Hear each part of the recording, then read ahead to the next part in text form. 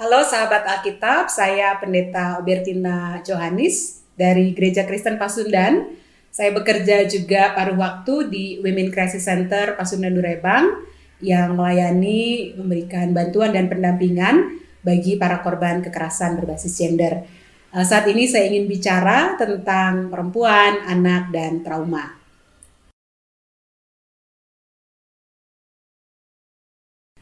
Trauma merupakan salah satu dampak yang biasanya ditemui pada para perempuan dan anak-anak ini perempuan dan juga laki-laki yang biasanya menjadi korban kekerasan berbasis gender, terutama kekerasan seksual. Trauma adalah satu keadaan di mana secara psikis korban biasanya sangat terganggu dan hidupnya tidak bisa lagi sama seperti sebelum dia mengalami tindak kekerasan itu. Wujudnya bisa macam-macam. Ketika dia mengalami trauma itu, dia bisa depresi, dia bisa tidak bisa tidur, tidak mau makan, dan selalu merasa takut, merasa terancam, dan ada banyak bentuk lain dari trauma yang biasanya berbeda-beda pada tiap orang ya, dan itu tidak bisa segera pulih, bahkan ada yang sampai seumur hidup menetap gitu, tinggal bahkan ketika dia sudah mendapatkan pendampingan.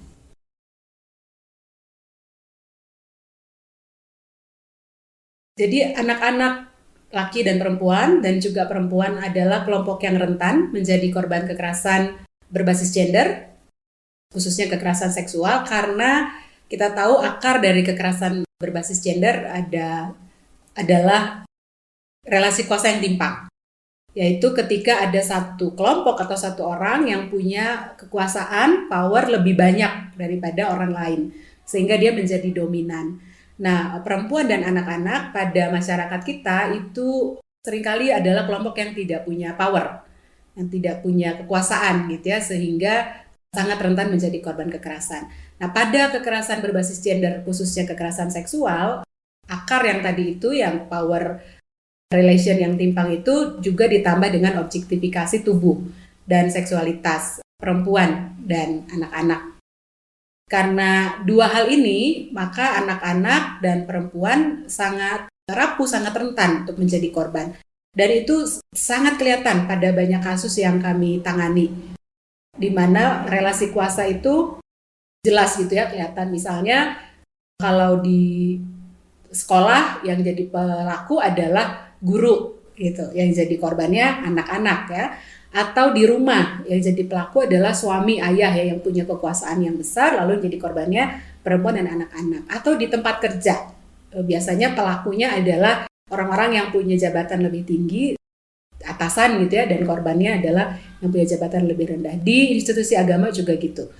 Biasanya menjadi pelaku adalah orang-orang yang merupakan pimpinan yang punya kekuasaan, kemudian yang jadi korbannya adalah orang-orang yang umat misalnya gitu ya. Ada pelakunya pendeta, kemudian korbannya anggota jemaat, ada pelakunya guru sekolah minggu, korbannya anak-anak sekolah minggu gitu. Jadi kalau dilihat dari kasus-kasus yang kami tangani itu biasanya bisa langsung kelihatan power relation yang timpang itu, di mana satu orang yang punya kekuasaan yang besar, dia rentan ya, dia berpotensi menjadi pelaku kekerasan. Apalagi akar ini juga biasanya diteguhkan gitu atau dikuatkan oleh ajaran-ajaran agama, oleh budaya patriarki yang masih sangat kuat dalam masyarakat kita gitu. Ketika orang yang punya kekuasaan ini melakukan kekerasan, itu didiamkan gitu, karena dianggap dia orang yang harus dihormati, dia orang yang harus dituruti gitu. Nah, kalau kekerasan itu kekerasan seksual, elemen lain yang menjadi akarnya adalah objektifikasi tubuh dan seksualitas perempuan dan anak-anak misalnya ya. Dan kalau kita lihat catatan tahunan Komnas Perempuan itu masih tinggi. Jadi kekerasan berbasis gender, terutama kekerasan seksual, itu terjadi bukan di tempat umum, bukan di jalanan gitu, tapi paling banyak terjadi di rumah. Dan objektifikasi tubuh dan seksualitas perempuan dan juga anak-anak ini juga dikuatkan gitu ya oleh ajaran-ajaran agama, khotbah-khotbah yang kita dengar. Bahkan biasanya kalau ada orang yang menjadi korban kekerasan seksual, perkosaan dan lain sebagainya, itu yang disalahkan adalah korbannya. Misalnya diperkosa ya, kamu sih malam-malam keluar misalnya, atau jangan-jangan bajumu itu yang terlalu pendek dan lain sebagainya itu. Jadi mereka yang disalahkan, si korbannya yang disalahkan.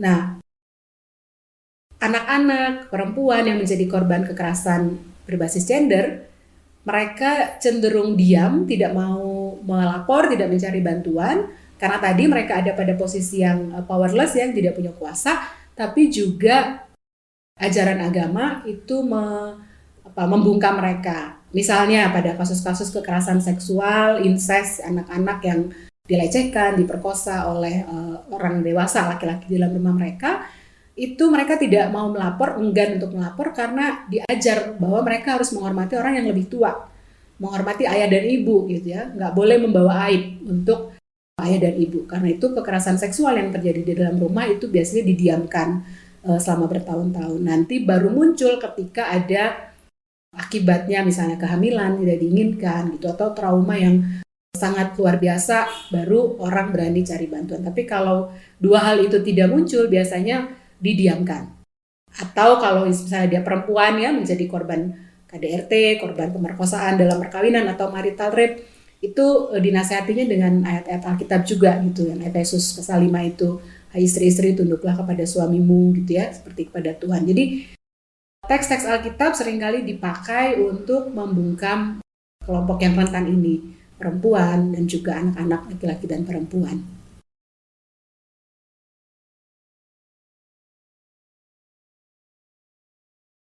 Dari pengalaman saya, rasanya saya bisa bilang belum ya, kurang serius gereja. Misalnya dari anggota PGI yang 90 lebih, itu kurang dari 10 yang punya lembaga layanan seperti gereja kami, Gereja Kristen Pasundan. Ada GKP, ada GKS di Sumba, ada Gereja Simalungun, ada HKBP, ada Gereja Karo, dan Gemit yang saya tahu 6. Lalu ada 2 lembaga yang tidak langsung di bawah gereja, tetapi diinisiasi oleh para perempuan pendeta, yaitu Gasira di Maluku dan juga Telu di Minahasa di Manado. Bayangkan, dari 90-an lebih anggota PGI hanya ada 8. Yang milik gereja langsung itu 6. Dan selain itu saya kira kekurang seriusannya juga kelihatan atau bisa kita cek ya di bahan-bahan khotbah. Bisa dicek di gereja kita masing-masing. Dalam setahun ada berapa bahan khotbah yang bicara tentang isu ini.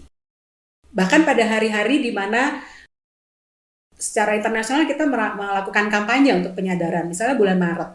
Kemudian bulan November ya, kampanye 16 hari anti kekerasan terhadap perempuan dan anak. Itu saya kira jarang gereja yang khotbah hari Minggunya dikhususkan bicara soal itu. Padahal di dalam jemaat kita yang mendengar khotbah, saya percaya pasti ada korban yang ikut mendengar, yang hadir di situ, yang selama ini mungkin dia cari, ini kok nggak pernah ya diomongin di gereja, ini persoalan saya. Saya kira salah satunya yang cukup serius melakukan ini adalah Gereja Kristen Pasundan. Dengan dorongan dari WCC Pasundan Durebang, kami mungkin sejak 3-4 tahun lalu, itu setiap bulan November kami minta kepada Majelis Sinode supaya tata ibadah minggunya kami yang buat, lalu bahan Alkitabnya kami buat, terutama dari tanggal 25 November sampai 10 Desember, di mana ada hari kampanye 16 hari anti kekerasan terhadap perempuan. Dan teks-teks khotbahnya itu yang disiapkan adalah terkait dengan isu ini. Bahkan beberapa kali kami para konselor di Pasundan Durebang yang berkhotbah di gereja-gereja pada rentang hari Minggu di dalam kampanye 16 hari itu, kami membawa poster panjang gitu ya untuk penyadaran dan mengajak jemaat setelah kami berkhotbah untuk melakukan kampanye menolak kekerasan terhadap perempuan dan anak. Itu menurut saya salah satu bentuk keseriusan. Tapi ada banyak gereja lain yang bahkan seperti tadi ya, khotbah saja jangan-jangan tidak pernah tentang teks-teks Alkitab yang isinya soal kekerasan terhadap perempuan, misalnya Hakim 19 atau pemerkosaan Tamar oleh Amnon gitu dan lain sebagainya ya. Alkitab kita sendiri memang ada narasi-narasi kekerasan terhadap perempuan, tapi jarang dibicarakan, jarang jadi bahan PA, jarang jadi bahan ibadah minggu. Bisa dicek ya ke sinode kita masing-masing di buku kita, pernah diomongin nggak ya ini ya, topik ini gitu. Apalagi pendampingan korban. Gitu, seperti saya share tadi, dari 90-an anggota PGI baru 7 yang punya. Padahal korbannya banyak dan ada di mana-mana. Orang-orang pendeta-pendeta yang punya skill pendampingan korban ada berapa di gereja kita? Pernah ada training yang kita lakukan untuk itu misalnya ya. Sekali lagi saya pakai contoh di gereja saya. Kami ada program namanya Training of Motivator Gender Justice, 3 level itu, dan itu para pendeta-pendeta muda yang dilatih dalam training ini. Kenapa? Supaya mereka yang ada di jemaat-jemaat yang langsung berjumpa dengan umat punya kesadaran.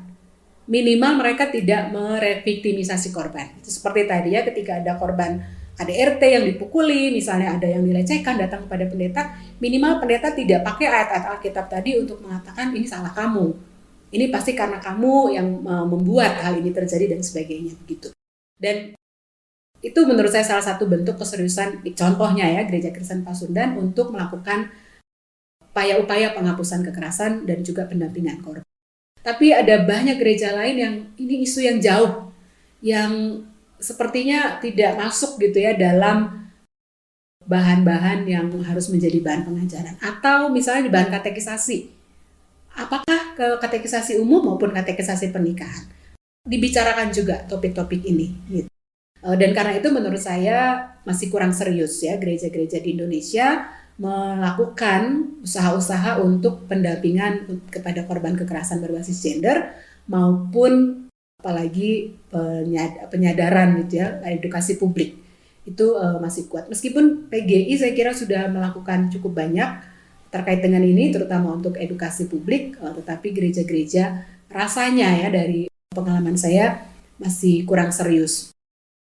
Ketika berbincang dengan banyak teman pendeta dari berbagai tempat, salah satu alasannya adalah karena ini masih dianggap sebagai sesuatu yang tabu. Dianggap sebagai sesuatu yang bukan urusannya gereja, bukan ranahnya kita gitu ya. Meskipun secara negara sebenarnya kita udah punya perlindungan ya, ada undang-undang KDRT, penghapusan kekerasan dalam rumah tangga, yang terbaru ada undang-undang TPKS, ada undang-undang perlindungan anak dan sebagainya. Tetapi gereja kelihatannya masih merasa ini bukan tugas dia. Ini tugasnya negara, ini tugasnya LSM begitu ya. Padahal kalau untuk saya tidak bisa seperti itu gitu, karena Allah yang saya kenal buat saya sendiri adalah Allah yang anti kekerasan, Allah yang berada bersama dengan korban, Allah yang tidak suka pada kejahatan, pada kelaliman. Nah, saya kira itu kalau untuk pertanyaan tadi, gereja bagaimana ya, sudah serius belum? Kayaknya sih kalau menurut saya masih belum terlalu serius atau bahkan kurang serius.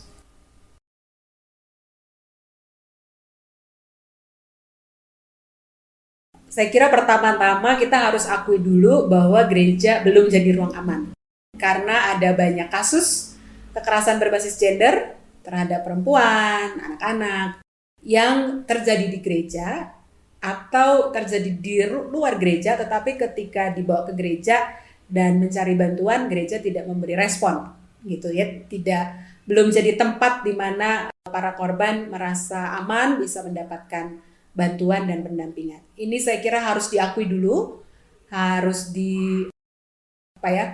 supaya ketika kita mau mengatakan harusnya gereja jadi ruang aman gitu, kita sadar dulu bahwa sekarang ini gereja belum jadi ruang aman. Ada banyak kasus yang bisa kita cari juga di media ya, salah satunya tuh beberapa tahun lalu atau 2 tahun lalu yang cukup viral di Medan, seorang kepala sekolah yang adalah juga pendeta melakukan pelecehan seksual kepada murid-muridnya. Atau di Jawa Timur, seorang pendeta yang melakukan perkosaan pada anak rohaninya gitu. Jadi statement kita yang paling awal adalah gereja belum jadi ruang aman. Lalu pertanyaannya, bagaimana caranya supaya gereja bisa menjadi ruang aman?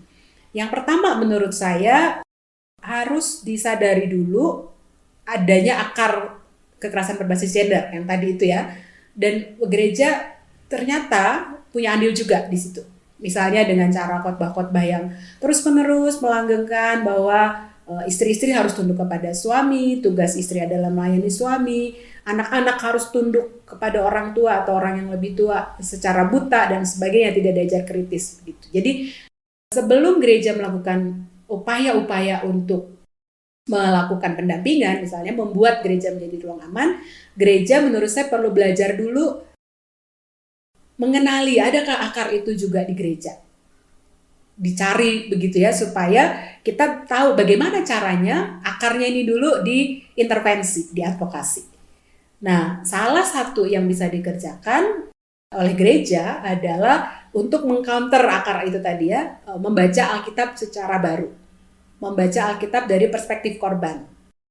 Tidak lagi khotbah-khotbah kita itu seperti yang tadi gitu ya, atau nasihat-nasihat kita kepada dalam ibadah pemberkatan nikah misalnya dan lain sebagainya seperti tadi. Itu yang pertama. Yang kedua, saya pikir gereja juga harus nantiasa sadar bahwa orang-orang yang datang ke gereja bukan orang-orang yang kebal, yang imun menjadi korban atau menjadi pelaku. Gitu. Jadi selama ini kan kita pikir semua orang yang datang ke gereja tuh baik-baik ya, saleh-saleh gitu ya. Kita jarang betul menyadari bahwa jangan-jangan di situ ada korban. Jangan-jangan di situ ada pelaku. Jangan-jangan orang yang selama ini kita lihat hidupnya baik-baik, sebenarnya dia menjadi apa yang saya sebut silent sufferer.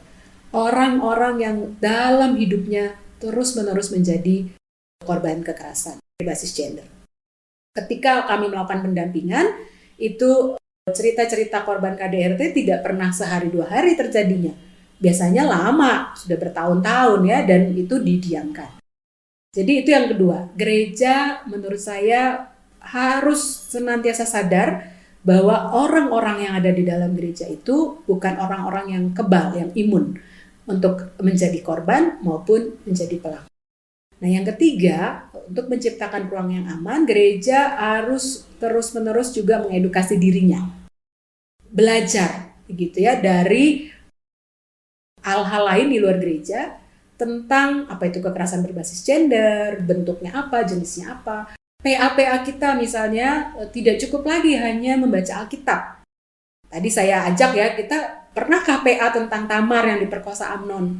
Misalnya begitu. Nah, ketika PA itu misalnya baca juga atau pelajari juga Undang-Undang TPKS, tindak pidana kekerasan seksual begitu ya, atau ketika kita PA tentang Hakim 19, kita cari juga apa sih KUHP bicara apa soal perkosaan misalnya begitu ya, dan seterusnya dan sebagainya. Jadi gereja terus mengedukasi diri.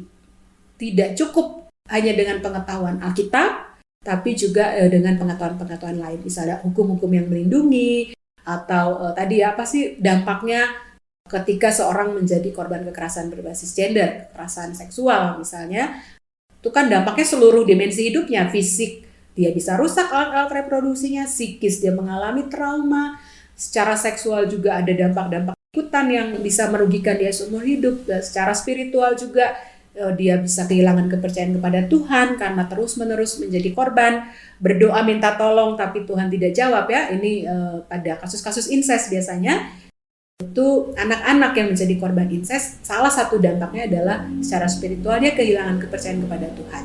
Ada narasi-narasi korban incest yang pernah saya baca, setiap kali pelaku datang malam ke kamar dia, anak itu berdoa supaya Tuhan tolong papa saya jangan melakukan ini kepada saya. Tuhan tolong buat dia berhenti. Tapi tidak pernah berhenti. Dan kekerasan seksual itu terus berlanjut. Lama-lama anak ini berpikir Tuhan gak ada ya gitu. Tuhan gak menjawab doa saya. Tuhan membiarkan kejahatan ini terus terjadi.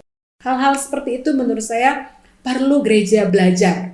Supaya gereja tahu bahwa dampaknya sangat merusak kekerasan berbasis gender. Karena itu harus dilawan gitu ya, harus dihapuskan. Jadi setidaknya itu langkah-langkahnya. Akan jauh lebih bagus lagi kalau gereja mau melakukan pendampingan secara langsung. Misalnya mendirikan Women Crisis Center seperti yang dimiliki oleh gereja saya, atau kalaupun gereja tidak punya sumber daya, gereja tidak punya kapasitas, gereja minimal punya jejaring dengan lembaga-lembaga layanan lain. Di Indonesia ini ada sekitar 140-an kalau saya tidak salah lembaga layanan yang tergabung dalam forum pengada layanan, dan itu bisa menjadi rujukan gereja, ada di berbagai macam kota. Bapak Ibu, teman-teman, sahabat Alkitab, kalau mau juga bisa download ya, ada aplikasinya itu di Google Store ya, namanya Lapor Kasus. Itu bisa di-download, dan ketika ada kasus di tempat Bapak Ibu, dicari di aplikasi itu lembaga layanan terdekat. Dan itu Bapak Ibu tidak perlu buat layanan sendiri gitu, tapi bisa dirujuk ke situ, ke lembaga layanan itu. Dengan begitu gereja menjadi ruang aman gitu ya, bukan sebaliknya ketika korban datang sudah berdarah-berdarah ya, sudah trauma dan sebagainya, masih dinasehatinya begitu seperti tadi. Kamu tuh harus mengampuni suamimu, kamu harus mengampuni ayahmu, mengampuni pamanmu dan lain sebagainya. Jadi hal-hal itu menurut saya bisa dilakukan oleh gereja. Memang kelihatannya tidak simpel ya, tidak sederhana dan butuh usaha yang banyak, usaha yang keras. Tetapi buat saya itu penting untuk dilakukan karena tadi ya pasti ada korban di situ, pasti ada pelaku di dalam komunitas kita, gereja kita. Dan gereja kalau mau jadi tempat yang aman, dia harus tahu apa yang akan dia lakukan kalau salah satu anggota saya menjadi korban. Apa yang bisa saya lakukan kalau salah satu anggota saya menjadi pelaku? Bagaimana saya menolong mereka? Bagaimana saya mendampingi mereka? Dan kalau gereja tidak punya kapasitas sendiri, gereja bisa mencari bantuan ya pada lembaga lain yang memang sudah terbiasa melakukan pendampingan kepada korban. Jadi saya kira mulai dari merubah cara pandang, merubah mindset ya, bagaimana gereja melihat yang pertama bahwa isu kekerasan berbasis gender bukan isu di luar gereja, bukan urusan pemerintah saja, bukan urusan LSM saja, tapi juga urusannya gereja. Dan di hal-hal lain, step-step yang saya kira bisa dipikirkan untuk dilakukan oleh gereja.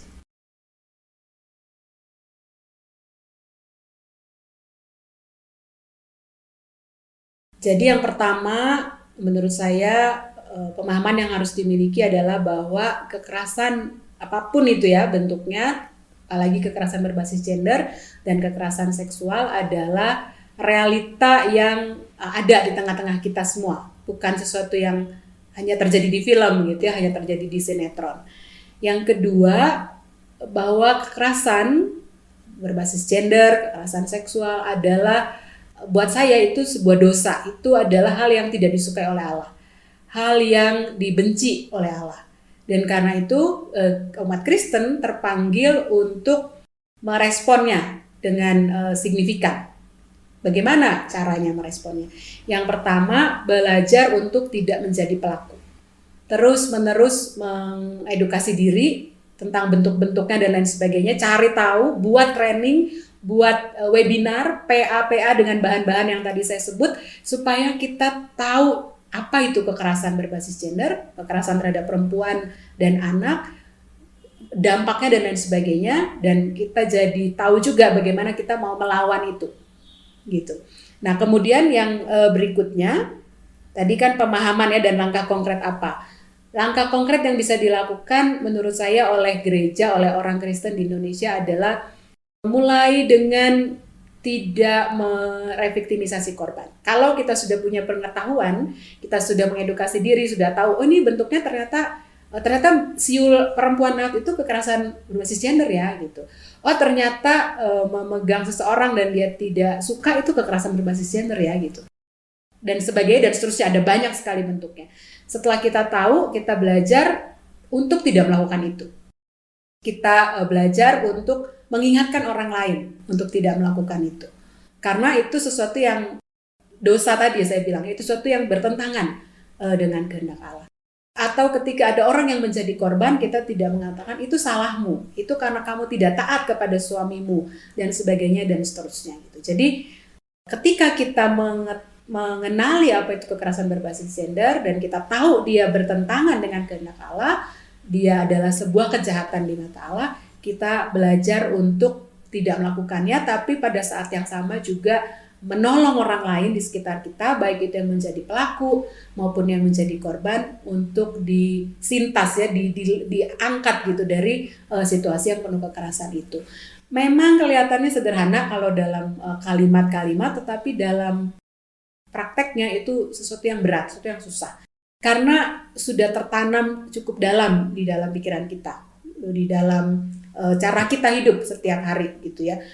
Istri-istri yang diajak tunduk kepada suaminya, suami-suami yang dibiarkan memukul istrinya, dan lain sebagainya dan seterusnya. Jadi umat Kristen menurut saya perlu untuk terus-menerus mengedukasi diri dan mencari cara-cara untuk menghapuskan atau melawan kekerasan berbasis gender.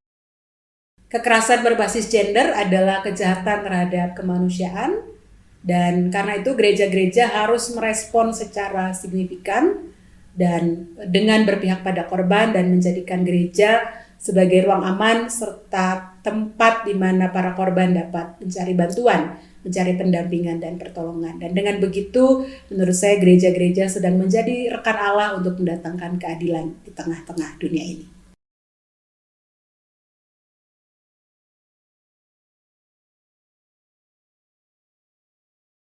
Karena kan kekerasan ini banyak lininya, dapat menimpa siapa saja dalam, mungkin kita pikir bahwa orang yang well educated atau dengan edukasi yang baik nggak akan kena. Oh enggak, kena. Ini kekerasan bukan, dia nggak sadar mungkin. Korban tuh kadang-kadang tidak sadar bahwa dia mengalami kekerasan. Dia pikir dia ada di dalam satu lingkup, dia mengabdi. Apa yang membedakan kekerasan terhadap perempuan dan anak dengan kekerasan terhadap kelompok lainnya misalkan? Terhadap laki-laki misalkan. Apa yang membuat paling beda atau kenapa sampai ada klasifikasi ini? Tentu ada alasannya.